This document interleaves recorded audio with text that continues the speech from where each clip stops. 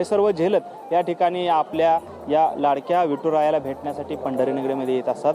खरं तर कशाचीही तमा न बाळगता केवळ एकच ध्यास मनामध्ये घेऊन हे सर्व वारकरी भक्तगण जे आहेत ते या पंढरीनगरीमध्ये आता दाखल झालेले आहेत आणि या अवघी पंढरी जी आहे ती दुमदुमलेली आपल्याला पाहायला मिळते। खरं तर विठू नामाचा गजर जो आहे तो पंढरीनगरीमध्ये आता होताना आपल्याला पाहायला मिळतोय। खरं तर आपण आता आहोत या ठिकाणी पश्चिम द्वारला आणि हे सर्व हा भक्तांनी जो मळा आहे विठुरायाचा हा फुललेला आपल्याला पाहायला मिळतोय। राज्याच्या कानाकोपऱ्यातून या पंढरीनगरीमध्ये भक्तगण दाखल झालेला आपल्याला पाहायला मिळत आहेत। माऊली, कुठून आलेल्या आहात, काय भावना आहेत तुमच्या, काय सांगाल? सर्वप्रथम सर्वांना रामकृष्ण हरी। मी आलो येवला तालुक्यावरनं। गुरुवर्य वैराग्यमूर्ती खानदेशरत्न तुकाराम बाबा जेऊरकर यांच्यासोबत पंढरीची वारी करतोय।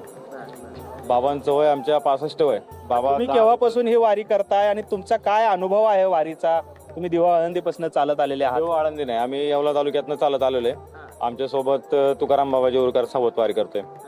वारीचा अनुभव असा का बाबांचं वय 84-85 असताना सुद्धा बाबा स्वतः पायी वारी करताय, कुठल्या गाडीचा लाभ न घेता पायी पायी फिरताय।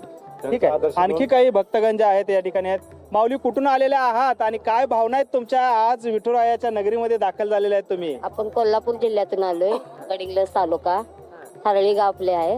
काय भावना आहेत? आपले गावातून मग आले, आपण दिंडीसने येतो, चालत आलोय आणि आता दर्शनासाठी आलोय आपण इकडे। आस लागले का विठुरायाच्या दर्शनाची? त्या आशेनं आलोय आपण, आज भेट होईल आज एकादशी दिवशी म्हणून आपण इथे आलोय। आता आपण 12ला नंतर तरी दर्शन होईल या आशेनं आपण इथं आलोय। काय भावना आहेत? कशा पद्धतीची ही वारी अनुभवताय तुम्ही? काय अनुभव आहेत वारीतले तुमच्या? अतिशय आनंदाचा सोहळा ज्याकडे पाहिलं जातं ही आषाढी कार्तिकीची वारी। जसा आपला दसरा दिवाळीचा जो सण असतो तसा हा आपला आषाढी कार्तिकीचा आनंदाचा आणि उत्साहाचा आणि एक भावनापूर्ण असा एक क्षण आहे। ह्याच्या माध्यमातून या ठिकाणी लहान पोरांपासून ते वयोवृद्ध लोकांपर्यंत मी पाहता आलोय की अगदी न थांबता न डगमगता अगदी विठुरायाला कधी डोळं भरून पाहतोय हा एक सगळ्यांच्या मनामध्ये उत्स्फूर्तपणे पाहिलेला एक क्षण आहे। आणि तो क्षण पाहण्यासाठी कितीतरी किलोमीटरवरून ज्येष्ठ असतील, युवक असतील आणि वडीलधारी असतील हे देखील आज पंढरपूरमध्ये दाखल झालेले या ठिकाणी दिसतात। माऊली, काय भावना आहेत? तुमचा अनुभव काय आहे वारीचा? तुम्ही खरं तर तरुण आहात, मात्र तरीही वारीला आलेले आहात, काय भावना आहेत तुमच्या? काय अनुभव? नाशिक जिल्हा मालेगाव तालुक्यातून आलेलो आहे। सर्वप्रथम मी महाराष्ट्र राज्यातलं जे सरकार आहे, ट्रिपल इंजिन सरकार, पहिले त्यांचं मी आभार मानतो। एवढ्या वारकऱ्यांसाठी पाण्याची व्यवस्था, शौचालयाची व्यवस्था, अन्नछत्र उभारलेले आहे, औषधाचे प्रथम उपचार, पाण्याची व्यवस्था।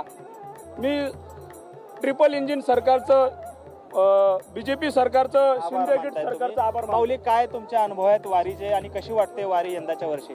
काय वर्षानुवर्ष चालत आलेली परंपरा, या ठिकाणी कुणाला निमंत्रण पत्रिका द्यायला लागत नाही। आपल्या घरचं लग्न आहे असं समजून महाराष्ट्रातील प्रत्येक भाविक या ठिकाणी येत असतो आणि पांडुरंगाचं दर्शन, नुसतं काळसाचं दर्शन झालं तरी त्याच्या आत्म्याला जे समाधान आहे ते त्याची गणना कशातच होऊ शकत नाही। त्याच्यामुळं इथं येऊन प्रदक्षिणा पूर्ण करणे आणि काळसाचं दर्शन घेणे त्याच्या जीवनाचं सार्थक झालं अशी लोकांची भावना आहे।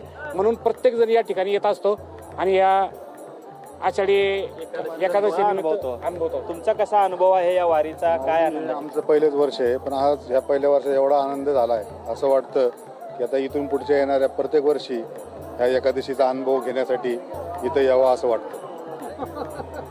माऊली, कुठून आलेले आहात? चिरंजीवाला घेऊन आलेत सोबत, एखादा अभंग सांगा, व्यक्त करा, अभंग सांगाल?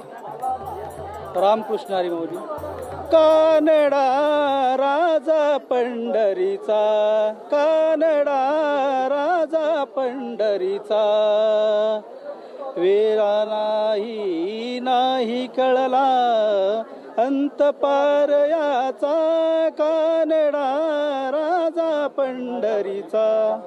पाहतोय खरं तर अवघे गरजे पंढरपूर, चालला नामाचा गजर। हे जे अभंगाच्या ओळी आहेत त्या अभंगाच्या ओळी प्रत्यक्षपणे या विठुरायाच्या नगरीमध्ये आपल्याला अनुभवायला मिळतात, पाहायला मिळतात। आणि विठू नामाचा हा गजर जो आहे तो अखंडपणे देहू आळंदी ते पंढरपूर पर्यंत सुरू असतो आणि तो तशाच पद्धतीनं या पंढरीनगरीमध्ये दाखल झाल्यानंतर सुद्धा आपल्याला पाहायला मिळतो। हेच खरं तर हा सोहळा जो आहे हा स्वर्ग सोहळा आहे। अशी उपाधी जी आहे ती संतांनी आपल्या अभंग आणि या साहित्यामधून दिलेली आपल्याला पाहायला मिळते आणि त्याची प्रत्यक्ष अनुभूती जी आहे ती हे सर्व वारकरी भक्तगण जे आहेत त्या ठिकाणी घेत असल्याचं आपल्याला पाहायला मिळत आहे. तर या वारकऱ्यांच्या भाविकांच्या भावना आहेत. कोणी वारी करत आलंय तर कोणी आज पंढरपुरात दर्शनासाठी थेट आलंय. अवघा रंग एक झाला असं म्हणत सगळेजण एकत्रपणे विठुरायाच्या दर्शनासाठी कुणी रांगेमध्ये उभंय चरणस्पर्शासाठी, तर कुणी मुखदर्शनाच्या रांगेत, तर कुणी कळसाचं दर्शन घेऊन माघारी जात आहेत. मात्र जे कोणी वारी करून आलेत ती पंढरीची वारी करी वारकरी, उन्हा पावसाची चिंता कोण करी असं म्हणत